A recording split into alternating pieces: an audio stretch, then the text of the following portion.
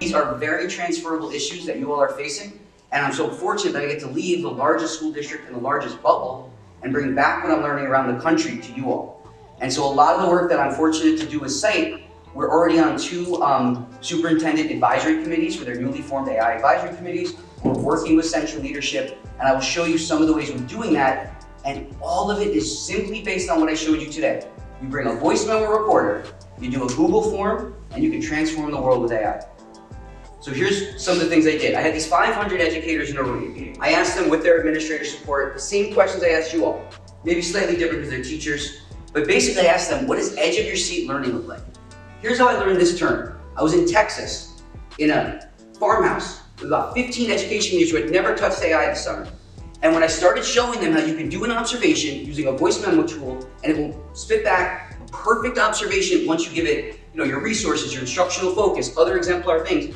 An administrator's late 50s literally leaned up like this. He just couldn't wait to see what happened when I clicked the button. I said, that right there, everyone stop. When's the last time you're on the edge of your seat at a PD? Well, that's important. And if you feel that way now, let's figure out how to use AI to make that edge of your seat learning for your students as well, and your teachers when you're leading PD next week.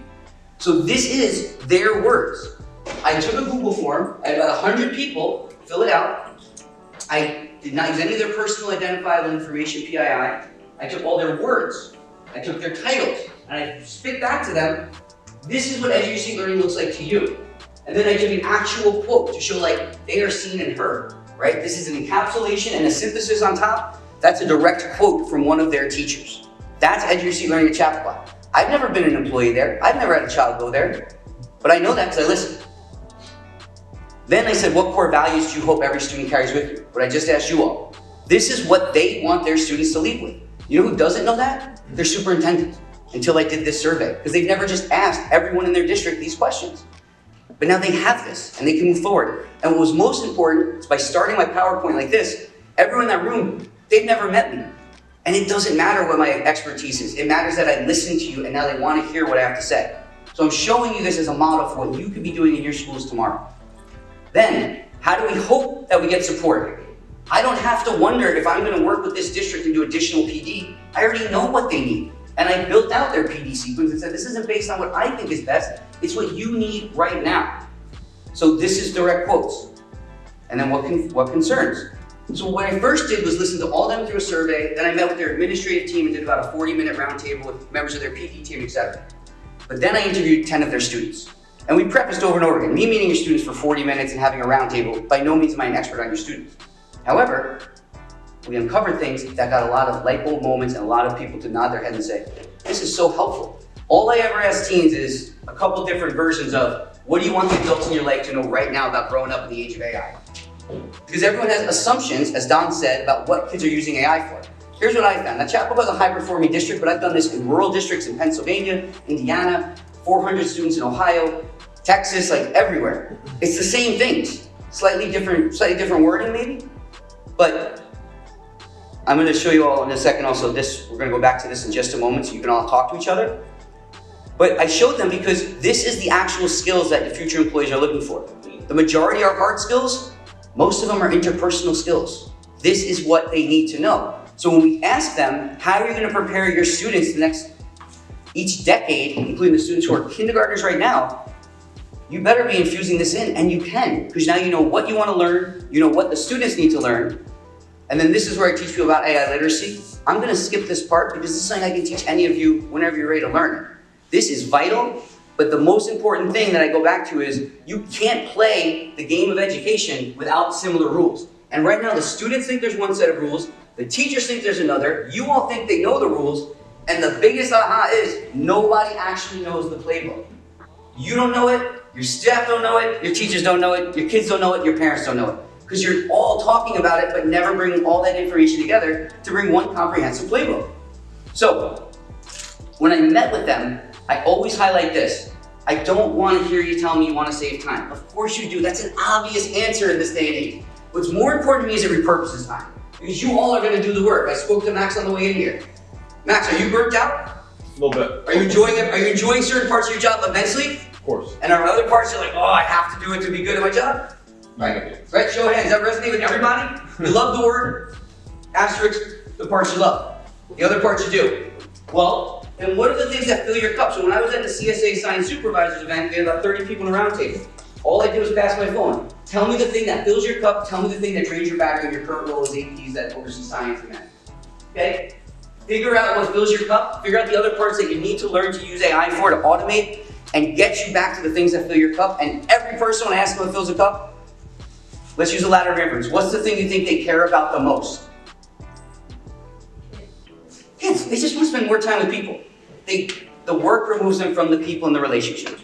So this is something I always share with you. I call it the AI sandwich strategy. Everything you just learned from Donald, myself, this is the top 25%. I now know enough about you from having you fill out a Google form, from having you talking to my iPhone. If I was going to work with you at the school or district level, I would do this for everybody. And then I take all that information, I take your instructional focus, your mission, your last observation from your superintendent, your exemplar observations, your staff feedback, all the surveys that are public. I put it into whatever AI tool I want. That's the context. Because if I said go help Max in his school, what questions would we need to answer? What is his school? What's the mission and vision of the school? What's the demographic? What's the latest results? We can do all that very simply by just asking. And that's the part that's listening. I know I'm talking a lot now, but when I host listening sessions, whether it's with students, parents, educators, district leaders, I shut up. And if they say something controversial, which I'm sure you all have had when you have meetings about AI, when you have your listening sessions or town halls, embrace those unique perspectives you might have about AI. What I always say is, when they push back or ask me for an answer, I would say, I'm not going to answer it for you. This is a listening session. I'm going to take this, and when I produce for you this community handbook, we will make sure that these diverse opinions are reflected. Right? We're not dismissing people who might not agree with us. That's not what education is about, especially in public education. But after I get all that context, that's when I let AI go to work, and I'm going to show you a deliverable that we made. And then the bottom bun is the part that is so important to me. AI is an incredible tool. AI is an incredible tool. AI is an incredible what? Tool. Please make sure you take that away. AI, when we hear all this stuff, the same way like a car is a tool. If I was going to go help my friend move, I'd probably bring my pickup. If I was driving across country and I want to great gas mileage, I'd probably get an electric car or a hybrid. If I have to take my kids' car and carpool with my neighbors, I need an SUV. First, I select the job, and then I select the tool. That's similar to this. That middle tool, there's plenty of great ones. Figure out what you're trying to accomplish. If AI didn't exist, what's the challenge you're trying to solve for? Is it better instructional focus, better rigor, better, you want to have a more efficient classroom observation cycle? First, define the problem that's keeping you up at night, that's draining your battery. How are we going to fill your cup using AI? The bottom part, though, is the part that's so important. AI is the tool, you're the author. So if you're spitting out an observation, if you're spitting out your CEP, if you're preparing for your PPO, that thing you're going to hand over and make public facing, that has your name on it. You got to have pride in that the same way you would pre-AI. Okay? This is the part, though. I was down, I led for ISTE. They had a national convening with 90 leaders around the country. We were honored. We had Brooklyn North there. This is leaders across the country, even the Mariana Islands. So we had people from all over the world there, all over the United States territories, but from 7,000 miles away. And we go to the science museum, and there's literally a human hamster wheel. So I tried it out. And I said, this is the best analogy for what it's like for kids right now. They are just going. And the reason I know that is I'm interviewing students around the country, and they literally, some of them are using AI without teachers' permission. Some of them are using it with permission, but most of all, like the part that scares me is they don't really know when they're using it appropriately. They think they do. They're using inferences because they're not getting clarity. So this is the issue. And I'm going to go back now. I'm going to show you this, and I'm going to have you do a quick turn and talk. This is what the issue is right now in the age of AI. Every one of you has an opinion about AI. Think about right now if your kids had to do the SAT test tomorrow, or the Regents. You have a Regents coordinator, right? You have a testing coordinator. They know every single thing you're supposed to do, right? If a kid does this, you know what the protocol is. You have to call this person, you have to get this signed. We don't have any of that in AI right now. None of that. So even like, when we can say to a child like, oh, you violated the Regents policy, you violated the SAT policy. What's the policy right now? Are they supposed to use AI for this? Are they not? There's so many ways we can mitigate that are so common sense, and yet most people get wrapped up in the feelings around it, not the clarity around it. So, that all to be said, this is one of my favorite games we're going to do right now. There's this amazing nonprofit called the Rhythm Project. And all they care about is in the age of AI, how do you deepen human connection? Now there are some parts of AI that can erode human connection, and I know we're worried about that as educators, parents, humans. There are other parts of AI that can amplify and strengthen human connection. The real question is, how do we know? And what are we going to do about it? So these are just very basic questions, and in a moment I'm going to turn over to you. You can look at any one of these prompts, and with your neighbor, just pick one of them and say, let's talk about this prompt, and does it support building stronger human connection? Is this scenario going to erode human connection?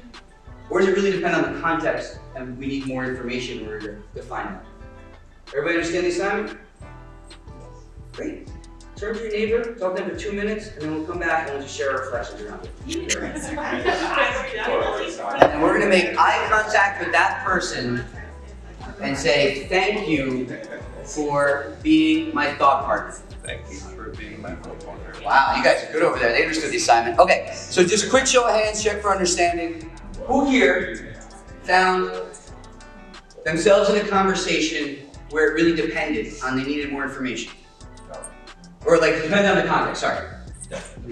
Okay, could you kindly share why you got to that point or what was the conversation once you got there? Yes, you did.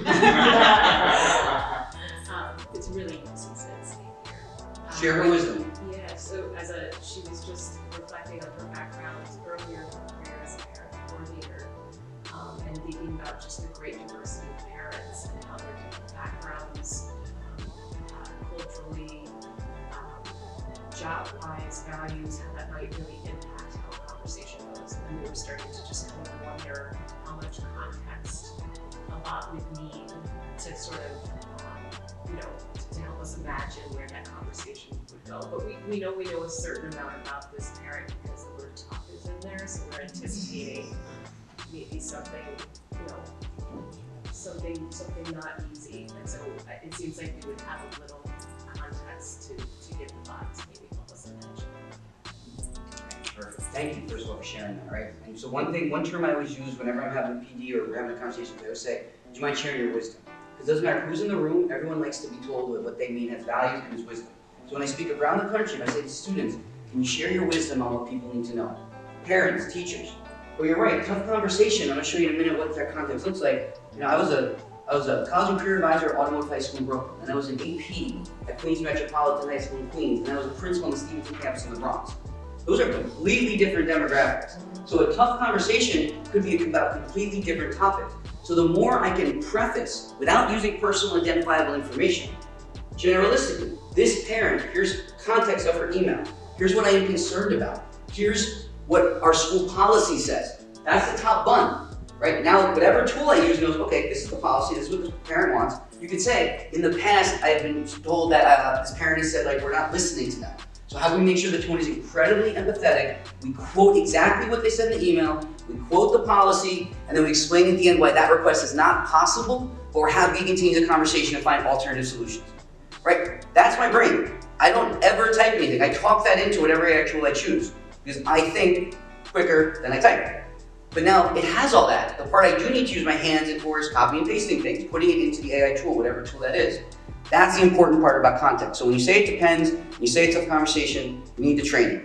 I wasn't going to show this part, but I do think it matters here because when we talk about stuff like this, right? We talk about the Declaration of Independence. If you run that through an AI-generated tool, that's what it's going to tell you, even though that was written in 1776, right? So these tools don't work. So I make sure everyone hears that. Never run anything through an AI tool and say you found out a kid was cheating or they didn't. It's not true. You need to come up with clear frameworks for responsible AI use. You can use any one of these patterns, but the first thing is, think about the last assignment you wrote if you're a classroom teacher, or the last time you went to a classroom, you said, these are great instructions. Like, this child will understand how to do this because you put a lot of thought into clear instructions. Why can't every assignment have a level? So here's the exact one. Every time, if it says red, that means the second you see red, you better not use an AI tool. The second you see green, that means there's no guardrails. And if yellow, that teacher better put very clear expectations as to what yellow means to them. The school can come up with that. The teachers right now are doing it themselves. That's where students are not sure what's going on. But imagine this, if everything was done in Google Drive, the second someone said, can you cite this?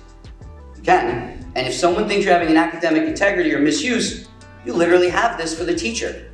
right? You first have transparent conversations before there's any consequence. Right now, within education, it is the exact opposite. People are getting told you're gonna get expelled, you're gonna lose your scholarship. This is at higher ed, because no one's making the guidelines and the rules, and they're not having to. Any student can follow this. Use Google Drive, go into it. If someone asks you to show it, show it. This is easy.